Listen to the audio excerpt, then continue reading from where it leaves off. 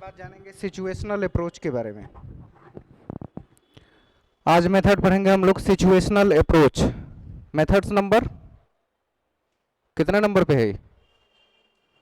5 हो चुका है, करना है। इसका नाम होगा situational approach.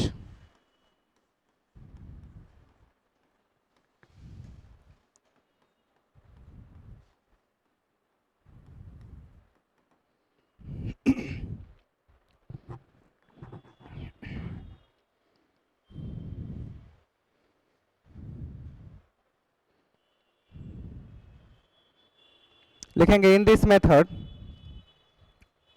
We learn English. In this method we learn English, या वी लर्न लैंग्वेज लिखिए, इंग्लिश मत लिखिए। We learn language by habit formation, by habit formation।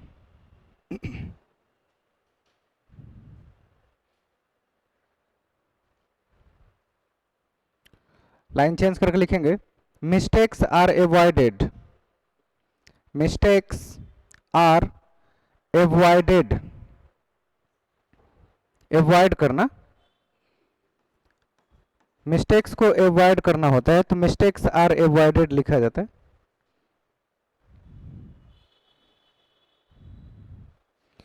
फिर लाइन चेंज करके लिखेंगे examples are better than analysis. Examples are better than analysis, better than analysis for language learning। for language learning।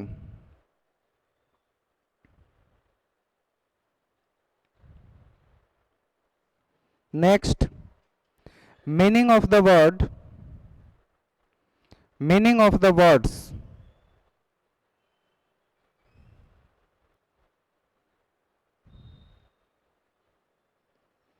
are presented, meaning of the words are presented in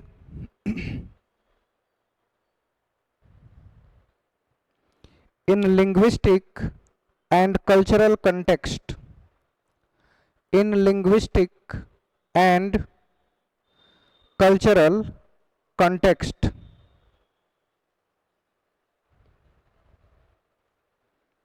next,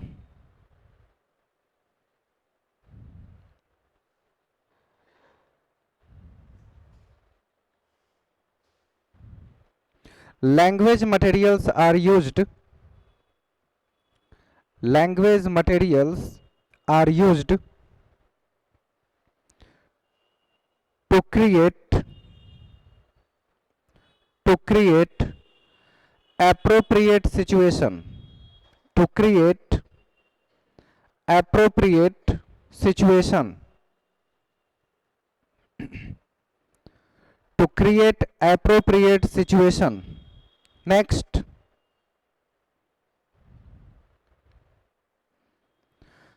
there is a continuous chain, there is a continuous chain of action, there is a continuous chain of action।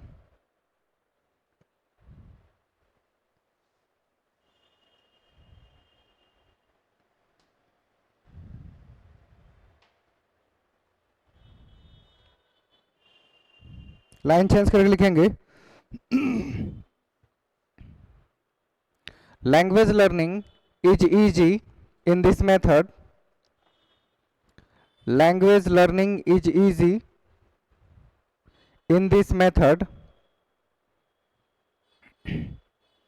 easy in this method,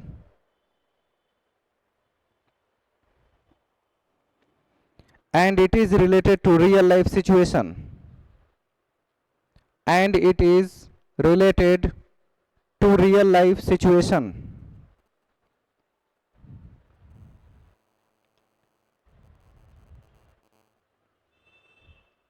line change करके लिखेंगे language 1 is discouraged, language 1 L1 बोलते हैं इसको। L1 यानी language 1। Language 1 is discouraged, discouraged लिख दें, हतोत्साहित करना होता है हिंदी में, डिस्करेज्ड, यानी कि लैंग्वेज 1 पे ये फोकस नहीं करते। Language learning is discouraged, language 1 के बारे में बात हो रही है।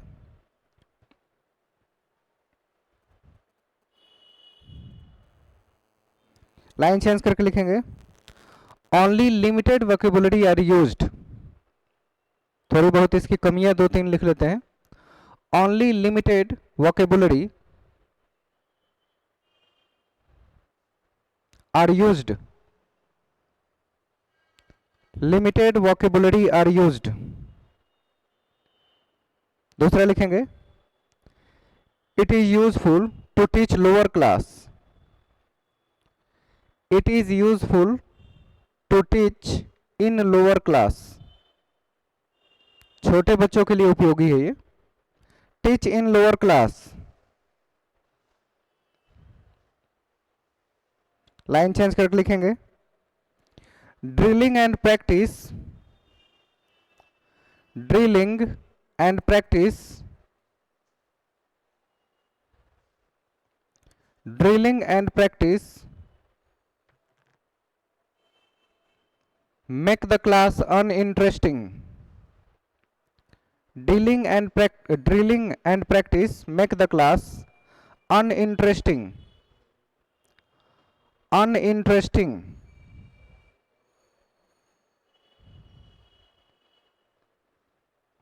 और एक पॉइंट और लास्ट में लिखेंगे, this method demands highly competent teachers, this method demands highly competent teachers, highly competent teachers मतलब टीचर अगर बहुत क्वालिफाइड नहीं रहा, कॉम्पिटेंट नहीं रहा, तो वो इस मेथड से पढ़ा नहीं पाएगा। तो ये इस मेथड की कमी है कि हर आदमी इसे नहीं पढ़ा सकता। जो क्वालिफाइड होते हैं, कॉम्पिटेंट टीचर्स होते हैं, वही सिचुएशनल अप्रोच का इस्तेमाल करके और बच्चों की लर्निंग को बेहतर बनाने का प्रयास करते हैं। बच्चों को क्लासरूम में लैंग्वेज के माध्यम से अलग अलग सिचुएशन प्रोवाइड करते हैं। सिचुएशन प्रोवाइड करने का मतलब कि मान लीजिए कि आपकी क्लास में अचानक महसूस होता है कि बहुत तेज भूकंप आ गई, then how will you save yourself and your friends. एक सिचुएशन दे दिया गया, बच्चे उस सिचुएशन पर 2-4 लाइन 10 लाइन बोल रहे हैं। इस सिचुएशनल अप्रोच की वजह से उसकी कम्युनिकेशन में जो सुधार होता है वो सिचुएशन के बेस्ड होकर होता है। अचानक आग लग जाए तो क्या करेंगे, आप घर पे हैं, कोई जानवर हमला कर दे तब क्या करेंगे। डिफरेंट सिचुएशन, स्कूल में, घर में, सिचुएशन क्रिएट करके बच्चों के लैंग्वेज लर्निंग को इम्प्रूव करने का प्रयास किया जाता है। इसलिए इसका नाम ही क्या है, सिचुएशनल अप्रोच। ये एक रियल लाइफ सिचुएशन बच्चों को प्रोवाइड करा के क्लासरूम में, और तब उसकी लर्निंग को इम्प्रूव करने के लिए एक सिंपल प्रयास है। आगे जानेंगे method number 6, doctor West method.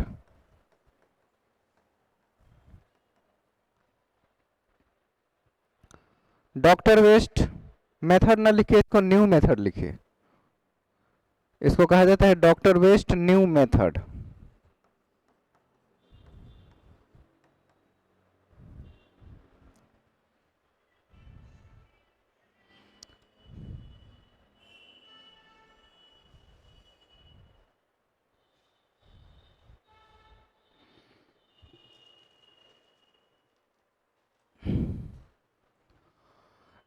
इस व्यक्ति का नाम ही है डॉक्टर वेस्ट, और मेथड का नाम भी इन्हीं के नाम से जाना जाता है, डॉक्टर वेस्ट न्यू मेथड। इसमें इन्होंने जो लैंग्वेज के स्किल्स हैं, LSRW, लिसनिंग, स्पीकिंग, रीडिंग और राइटिंग, इनमें से कुछ स्किल पे बहुत ज़्यादा फोकस करके बच्चों की लर्निंग को इम्प्रूव करने के लिए इंग्लिश लैंग्वेज में इन्होंने काम किया। और इसके लिए इन्होंने कुछ सिद्धांत भी बताए कि पढ़ते पढ़ाते वक्त इस लैंग्वेज में हम लोग और क्या क्या इस्तेमाल करेंगे। जानते हैं, लिखेंगे इसमें doctor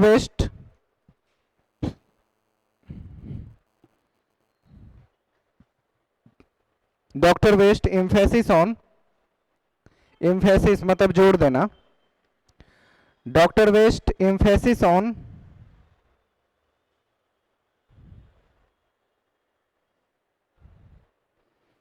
three important elements,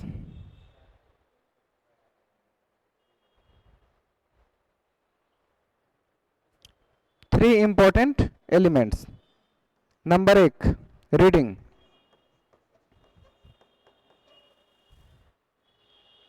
number 2 reader with selected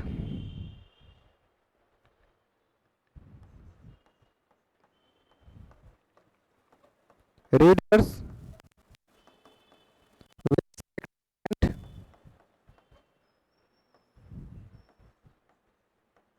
and graded vocabulary, selected and graded vocabs।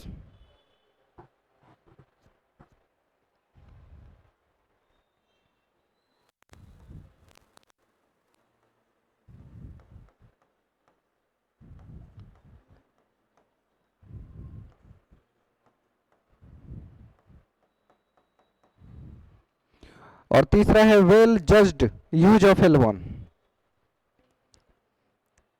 इन्होंने, डॉक्टर वेस्ट ने अपने मेथड में इन्हीं 3 बातों पर सबसे ज्यादा ध्यान दिया। पहला कहा कि पढ़ो, पढ़ो मतलब किससे, कुछ सिलेक्टेड और कुछ ग्रेडेड वोकेबुलरी के साथ, कुछ नए वोकेबुलरी के साथ, शब्दावली के साथ चीजों को पढ़िए और समझिए। और well judged use of L1, जो आपकी लैंग्वेज 1 है, जो आपकी अपनी मातृभाषा है अपने क्षेत्र की, उसको भी इस्तेमाल करते हुए, जज करते हुए चलना है। उन्होंने कहा कि अगर मातृभाषा पर आधारित हम भाषाओं को सीखें तो जल्दी समझ जाते हैं कि उस शब्द का एक्चुअल अर्थ क्या होता है। इंग्लिश टू इंग्लिश सीखने में वो चीज़ें हमारे माइंड में कैच नहीं कर पाती कि एग्जैक्टली जो वर्ड्स के नाम लिए जा रहे हैं वो किस प्रकार के हैं, और जब नाम ही नहीं समझ पाएंगे तो उस भाषा को जानने का क्या अर्थ होता है। दुनिया के सभी देशों में उनके यहाँ जो प्राइमरी से लेकर PhD तक की पढ़ाई होती है वो उनके यहाँ अपनी भाषा में होती है, एक्सेप्ट इंडिया। इंडिया में अपनी लैंग्वेज को छोड़कर दूसरे लैंग्वेज में पढ़ाने का एक अजीब सा ट्रेंड है। आप इंजीनियरिंग करने जाइए, एक लाइन हिंदी सुनने देखने को नहीं मिलेगा, चाहे इंजीनियरिंग कॉलेज इंडिया का कोई भी हो, एक सिंगल लैंग्वेज सुनने को नहीं मिलेगा। सिर्फ इंग्लिश में पढ़ाई, इंग्लिश में लेक्चर, इंग्लिश में बुक्स, मटेरियल, पूरी इंजीनियरिंग की 4 साल की पढ़ाई। अब बच्चा मैट्रिक और इंटर तक किससे पढ़ा है, हिंदी मीडियम से पढ़ के जा रहा है। किसी तरह उसने IIT और IIT जैसे एग्जाम को क्वालिफाई किया और इंजीनियरिंग कॉलेज में पहुंचा तो उसे पूरे सेमेस्टर कुछ भी नहीं समझ में आ रहा है कि पढ़ाई क्या हो रहा है। और एक शिक्षक बच्चों की आवश्यकता को जाने बिना उसे पढ़ा के खत्म भी कर देता है। बच्चे सेमेस्टर में फेल भी हो जाते हैं, लेकिन वो ये कभी जज नहीं कर पाता कि इसका कारण क्या है। मेडिकल की पूरी पढ़ाई 100% इंग्लिश में, उसके सारे टर्मिनोलॉजी अंग्रेजी में। आप किसी डॉक्टर के यहाँ जाइए, कुछ बीमारी या परेशानी है आपको, तो वो अपने मेडिकल लैंग्वेज में सारी बातें बताता है, सब कुछ इंग्लिश में, और सामने वाला आदमी पूछता है प्रॉब्लम क्या है वो बताइए ना, आप जो बता रहे हैं वो मेरी समझ में नहीं आ रहा है। तो जब तक वो अपनी भाषा में ना समझे, अपनी बीमारी को समझ नहीं पाता कि वो बता क्या रहे हैं। मेडिकल लैंग्वेज एकदम इंग्लिश का होता है, और एक हर सामान्य आदमी, जरूरी नहीं है कि बहुत अच्छा इंग्लिश हो और इंग्लिश में मेडिकल की टर्मिनोलॉजी उसे आती हो। सामान्य इंग्लिश अलग है, इंजीनियरिंग की लैंग्वेज अपनी अलग है, मेडिकल की अलग है। जो लैंग्वेज होती है या फिर लिटरेचर होती है, इनके अपने डीप लैंग्वेज अलग अर्थ प्रकट करते हैं। तो किसी भी आदमी को भाषा को समझना हो तो अपने L1 को इग्नोर करके नहीं बढ़ सकता, L1 साथ साथ होना चाहिए। यहाँ से बाहर, मैंने पहले भी बताया था कि बहुत से लोग इंडिया से बाहर मेडिकल या इंजीनियरिंग करने जाते हैं। कुछ लोग रसिया चले जाते हैं, कुछ लोग यूक्रेन जा रहे हैं, अमेरिका जाते हैं, जर्मनी जाते हैं, पढ़ाई कर रहे हैं। जर्मनी जाते हैं तो जर्मनी के लोग अंग्रेजी में नहीं पढ़ाते, और मुझे हिंदी और इंग्लिश आता है। वो अपनी भाषा में मेडिकल और इंजीनियरिंग पढ़ाते हैं। 4 साल का मेडिकल का कोर्स हो तो 4 साल वो जर्मन लैंग्वेज में पढ़ाएंगे, जो सर के ऊपर से निकल जाएगा। एक तो अंग्रेजी ठीक से नहीं समझ में आता, जर्मन कहाँ समझ में आएंगे। तो पहले क्या करते हैं, वो एक्सटर्नल स्टूडेंट्स को अपने यहाँ बुलाते हैं और फर्स्ट ईयर सिर्फ लैंग्वेज सिखाते हैं, अपना जर्मन लैंग्वेज। यूक्रेन में गया तो यूक्रेनियन लैंग्वेज, दूसरे कंट्री में गया तो वो अपने कंट्री का लैंग्वेज उन नए बच्चों को पहले 1 साल सिखाते हैं, तब बाकी 3 साल उसी लैंग्वेज में मेडिकल और इंजीनियरिंग पढ़ाते हैं। उन्होंने अपना लैंग्वेज नहीं छोड़ा, पढ़ना है तो पढ़िए, नहीं पढ़ना है घर जाइए। लेकिन हमारे यहाँ अपनी भाषा को छोड़कर दूसरी भाषाओं को इतना ज्यादा प्रीफरेंस देने लगे हैं कि उससे सब कुछ बर्बाद होने पर आ चुका है, सब खत्म हो जाएगा। तो डॉक्टर वेस्ट ने कहा कि L1 को भी जज करते हुए चलना है, आप सिर्फ दूसरे लैंग्वेज पर फोकस करके जबरदस्ती नहीं सीख पाएंगे। आगे जानेंगे, इसमें लिखेंगे मेमोराइजिंग, लाइन चेंज करके लिखिएगा, 3 पॉइंट बताने के बाद जो प्रमुख बातें हैं वो लिखते हैं। मेमोराइजिंग यानी याद करना, मेमोराइजिंग एंड मिमिकिंग, मिमिक्री होता है ना वही है mimicking, MIMICKING, mimicking. Memorising and mimicking are common in language learning, are common in language learning. Next, new structures are explained, new structures are explained in language 1,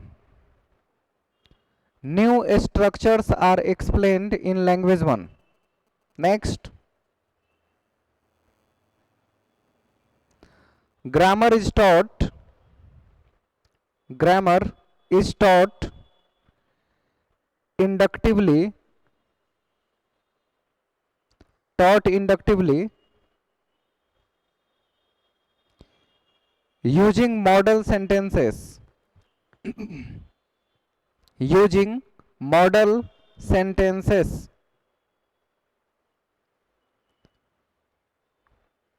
यानी एक model sentence बनाकर उसी पर बहुत सारे उदाहरण प्रस्तुत करते हुए नियम तक पहुंचना इंडक्टिव मेथड पढ़ाने का तरीका है। यानी कि इसमें पहले उदाहरण देते हैं और तब नियम की बात करते हैं।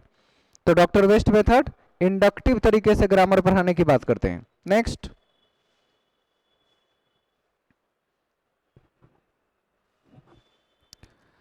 Lectures comma discussion and dramatization,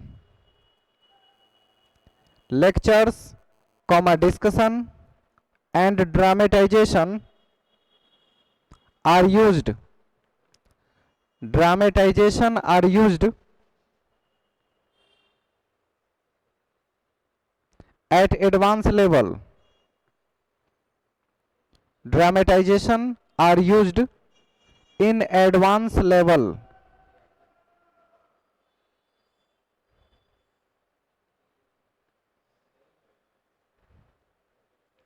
line change करके लिखेंगे, it specially focuses on, it specially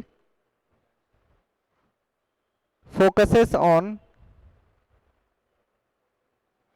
silent reading, focuses on silent reading, silent reading.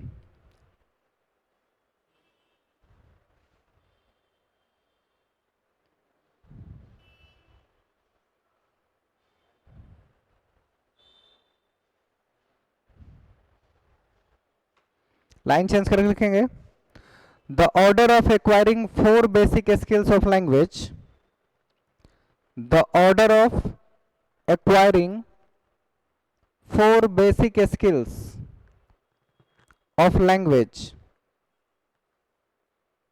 4 basic skills of language, bracket में लिख लीजिएगा LSRW,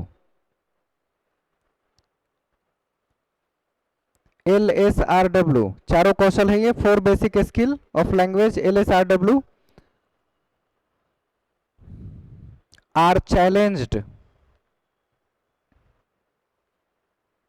आर चैलेंज्ड, यानी चारों को क्रम में सीख पाना बहुत ही चैलेंजिंग काम है, इसमें देख रहे हैं कि ज़्यादातर रीडिंग पर फोकस कर रहा है, चारों लैंग्वेज पर एक साथ फोकस नहीं करते। और रीडिंग में भी कौन से टाइप की रीडिंग? साइलेंट रीडिंग पर फोकस है, बाकी सारे रीडिंग पर इनके फोकस नहीं होते। तो चारों कौशल पर बराबर फोकस नहीं करते, तो बहुत ही चैलेंजिंग काम है कि इस लैंग्वेज से बच्चों को पढ़ा पाएं। और दूसरा, बच्चों को सीखने सिखाने में बहुत सारी दुविधाएं उत्पन्न कर देती है ये। आगे बढ़ेंगे, method number 7, bilingual method.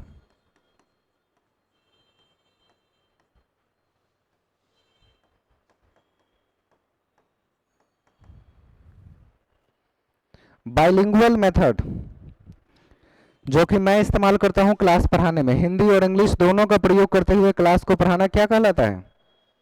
Bilingual method. लिखेंगे इसमें लाइन चेंज करके,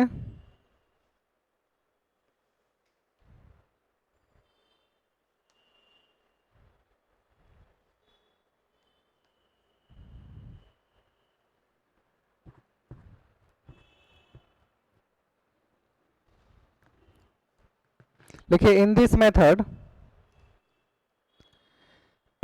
method meaning of new words,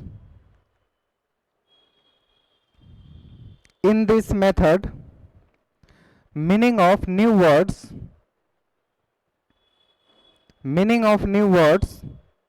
comma phrases idioms comma देके लिखते जाइए। New words, phrases, idioms, idiom और फ्रेज होता है ना, लोहा मुहावरा लोकोक्ति, वही है। Phrases, idioms, sentences and grammatical rules, sentences and grammatical rules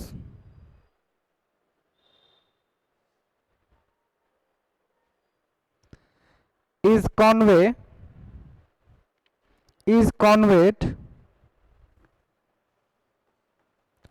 ऐसे लिखिएगा, is conveyed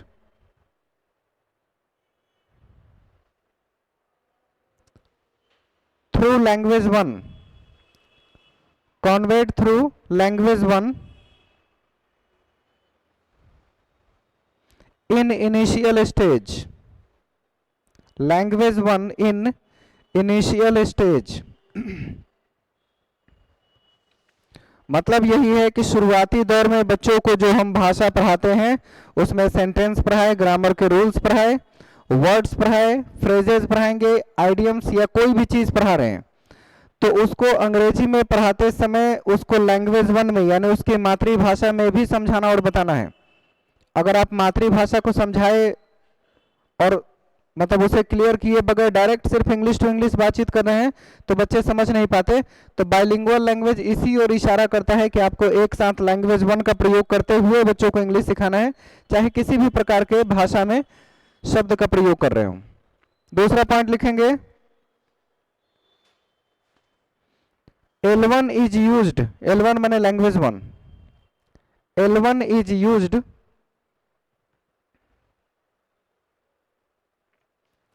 L1 is used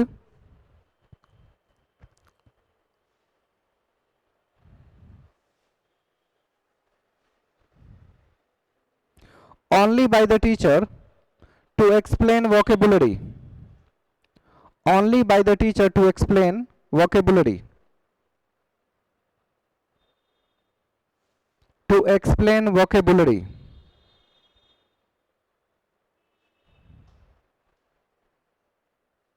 line change करके लिखेंगे, लर्नर्स L1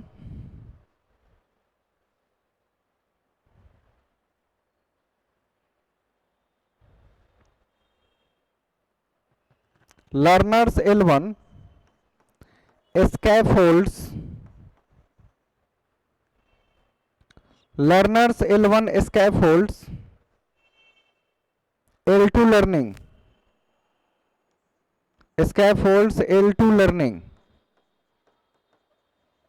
स्कैफोल्ड्स का मतलब होता है सहारा देना, यानी लैंग्वेज 2 सीखना है तो सहारा किसको बनाएंगे?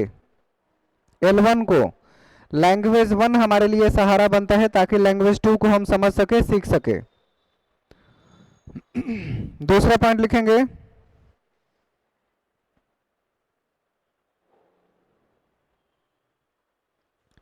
इट अवॉइड्स, इट मतलब मेथड की बात हो रही है, it avoids meaningless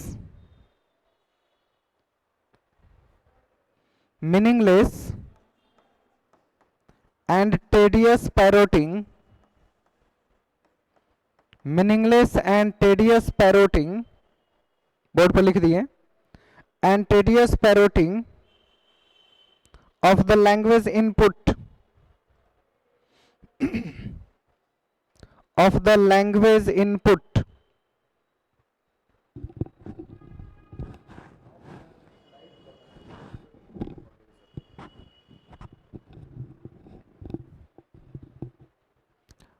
language input हो गया। बात समझ में आई है क्या है?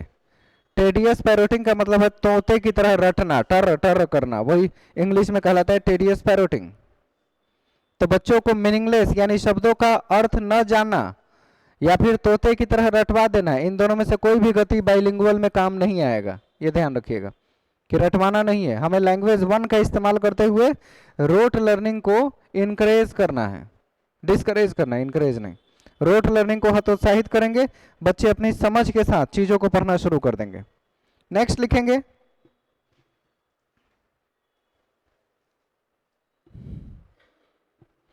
लिखिए स्टूडेंट्स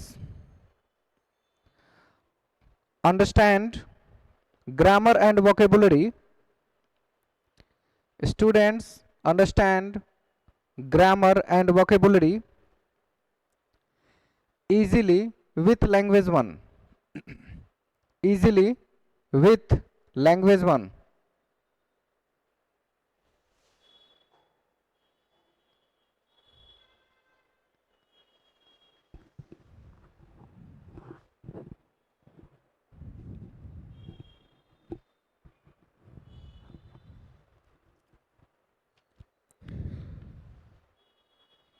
लाइन चेंज करके लिखेंगे, sometimes a student get confused, sometimes students get confused to differentiate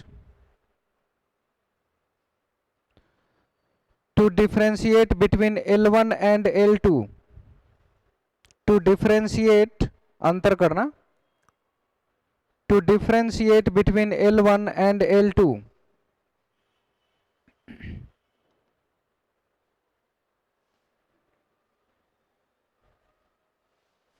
कोई दिक्कत नहीं है। नेक्स्ट,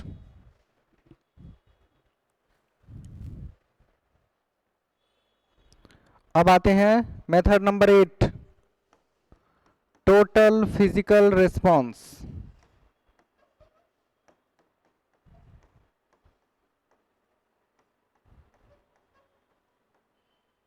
इसे शॉर्ट में कहते हैं टीपीआर। एग्जामिनेशन में शॉर्ट नाम लिख के भी पूछा जाता है, टीपीआर। विशेष बात यह है कि आपको एक काम जाके घर पे करना है कि जितने मेथड्स मैंने लिखे हैं उन सबको दिया किसने। एक नाम कभी कभी मैचिंग में दे देता है, मेथड का नाम एक तरफ लिख देगा और किसने दिया कहेगा मैच कराइए, और रटने वाली बात है। जैसे इसको जेम्स एशर ने दिया था, मतलब एक एक नाम बताने से कोई फायदा नहीं है। घर जाइएगा, मेथड का नाम डालते ही गूगल पे दे देगा किसने दिया था, उससे पता चल जाएगा। और ये चीज अगर क्लियर तो सारे कहानी सारी चीजें क्लियर हो जाएंगी। तो टोटल फिजिकल रिस्पॉन्स क्या है, लिखेंगे this method based on 3 hypothesis, this method based on 3 hypothesis. Hypothesis का मतलब परिकल्पना होता है, 3 परिकल्पनाओं पर आधारित है। This method based on 3 hypothesis. कभी कभी इसका सिंगुलर और प्लूरल भी पूछ देता है अंग्रेजी में। ये वर्ड बहुत कंफ्यूजिंग है इसलिए जान दीजिए। हाइपोथेसिस लिखा है SIS तो ये सिंगुलर है, और यहाँ SES लिखा है तो इसे क्या कहते हैं, प्लूरल। तो चूंकि 3 पढ़ना है तो प्लूरल लिखा गया है, 3 हाइपोथेसिस। और अगर एक हाइपोथेसिस लिखना होता तो ये लिखते, सिंगुलर के लिए हाइपोथेसिस यूज करते हैं। SIS रहे तो सिंगुलर, SES लिखा रहे तो प्लूरल। तो कई बार सीटेट वगैरह में ऐसे सिंगुलर प्लूरल भी पूछा जाता है, निम्नलिखित में से कौन सा सही है। कुछ टफ वर्ड जानबूझ के खोज के निकाल के लाता है कहीं कहीं से, लेकिन जो आप पढ़े हैं सुने हैं उतने ही में से वर्ड्स होते हैं। आपको ध्यान रखना पड़ेगा कि इसका सिंगुलर और प्लूरल किस प्रकार के होते हैं, कभी कभी ऐसा होता है। तो 3 हाइपोथेसिस के बारे में पढ़ना है। इसमें पहला लिखेंगे, पहला पॉइंट लिखेंगे, learning language should be free from stress. Learning language should be free from stress, तनाव से मुक्त होना चाहिए। Should be free from stress. दूसरा, language learning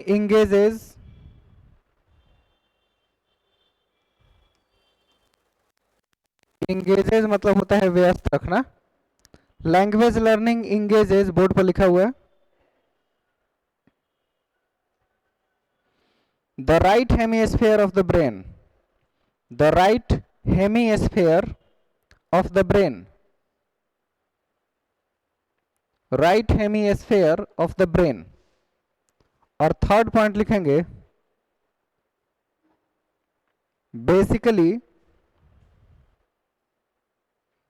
language is learnt, basically language is learnt, language is learnt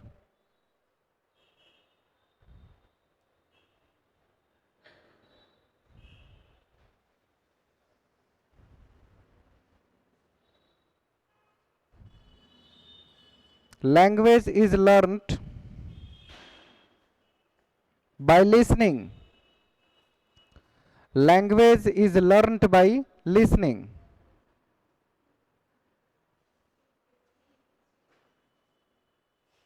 learned by listening।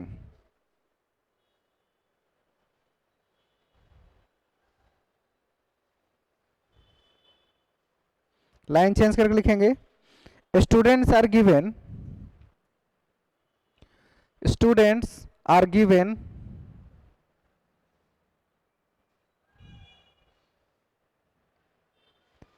enough time,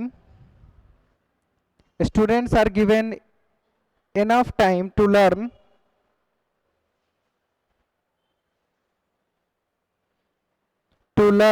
and acquire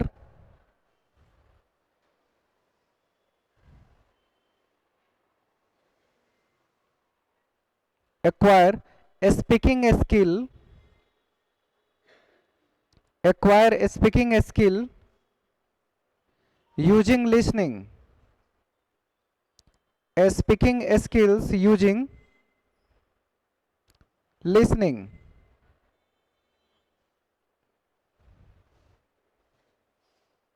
line change करके लिखेंगे फिर, lessons are developed, lessons are developed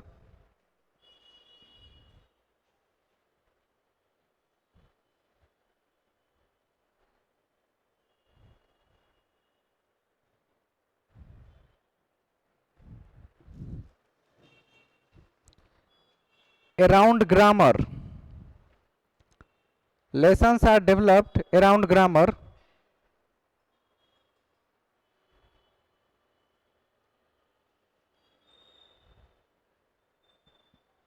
line change करके लिखेंगे, the main objective of this method, the main objective of this method is to develop fluency, is to develop fluency, fluency मतलब English तेजी से बोल सके या भाषा को, इसके लिए। Next, grammar is taught inductively. Grammar is taught inductively.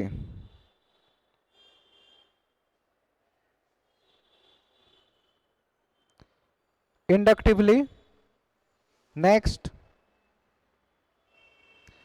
this method is useful for heterogeneous class. This method is useful for heterogeneous class. heterogeneous मतलब विषमांग, मिक्सचर हो सबका, एक जैसा ना हो। heterogeneous class. होमोजीनियस मतलब समांग होता है, हेट्रोजीनियस मतलब विषमांग। विषमांग का मतलब है क्लास में सब बच्चे एक समान नहीं है। तो ऐसे क्लासरूम में जहां सभी बच्चे अपनी अलग एबिलिटी के साथ कक्षा में बैठकर पढ़ समझ रहे हैं, उनके लिए ये मेथड ज़्यादा यूजफुल है। एक समान तरीके से बैठने वाले बच्चों के लिए नहीं है। तो हमारा क्लासरूम तो ऑलरेडी हेट्रोजीनियस होता है, जितने बच्चे उतनी एबिलिटीज। तो पूछा जाता है कि अगर हेट्रोजीनियस क्लासरूम में बैठकर आपको पढ़ाना हो तो कौन सा मेथड ज़्यादा सुटेबल रहेगा? तो टीपीआर मेथड ज़्यादा सुटेबल है। Total physical response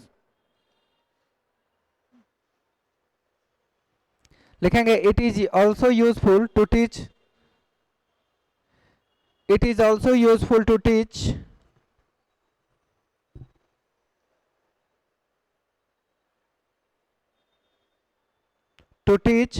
students with dyslexia, with dyslexia। अगर किसी बच्चे को लर्निंग डिसेबिलिटी भी है तब भी उसको इस मेथड से पढ़ा सकते हैं, बाकी सारा मेथड उसमें काम नहीं आता है। डिसलेक्सिया भी हो बच्चों को तब भी आप टीपीआर के मेथड के माध्यम से आप बच्चे को टीच कर सकते हैं। इसी से अंदाजा लगा लीजिए कि सारे मेथड के ऊपर भारी यही मेथड पड़ता है, टोटल फिजिकल रिस्पॉन्स।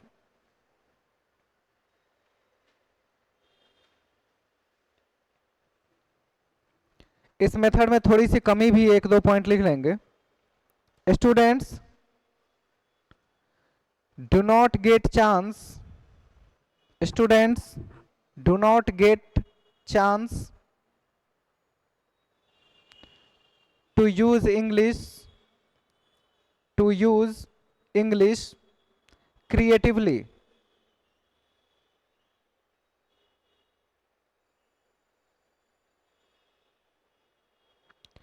मतलब जो है उसी में बच्चे व्यस्त रहते हैं, कुछ नया या क्रिएटिव करने की क्षमता उनमें इस भाषा में नहीं होती। लेकिन हाँ, लैंग्वेज बहुत अच्छे से सीख जाते हैं। इस मेथड की यही एक कमी है कि बच्चे भाषा में या अंग्रेजी में अपनी क्रिएटिविटी का, अपनी कुछ लेखन का प्रदर्शन नहीं कर पाते, जो है उसी में बेस्ट करने का प्रयास करते हैं। अगर उतने ही में बेस्ट करने का प्रयास रखेंगे तो सिचुएशन ऐसा ही बना रहेगा। नेक्स्ट, कितना टाइम हो गया?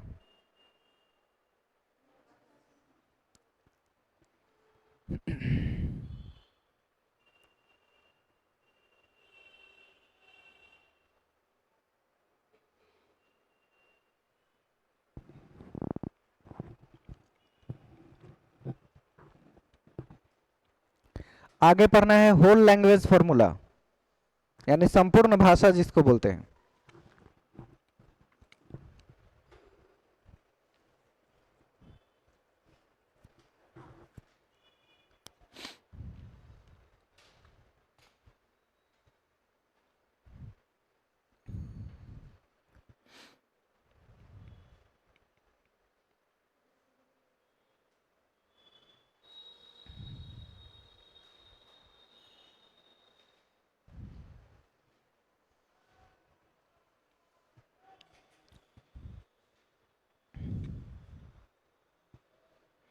अभी 3-4 मेथड के नाम और लिखवाएंगे।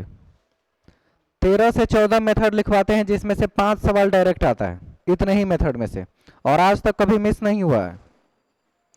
15 क्वेश्चन पेडागोगी के आते हैं, पेडागोगी में 5 क्वेश्चन डायरेक्ट मेथड से आता है, मेथड के नाम से। और जो पॉइंट्स आप हर मेथड के नीचे लिख रहे हैं, इन्हीं पॉइंट्स को आप ऑप्शन में देखेंगे डायरेक्ट मैच करता हुआ। लेकिन अगर अंग्रेजी पढ़ के ताक पे रख दीजिएगा कॉपी, तो बस इतना ही याद आएगा कि अंग्रेजी पढ़े थे, याद है, लेकिन समझ में कुछ नहीं आएगा। मुसीबत आपकी बढ़ जाएगी फिर।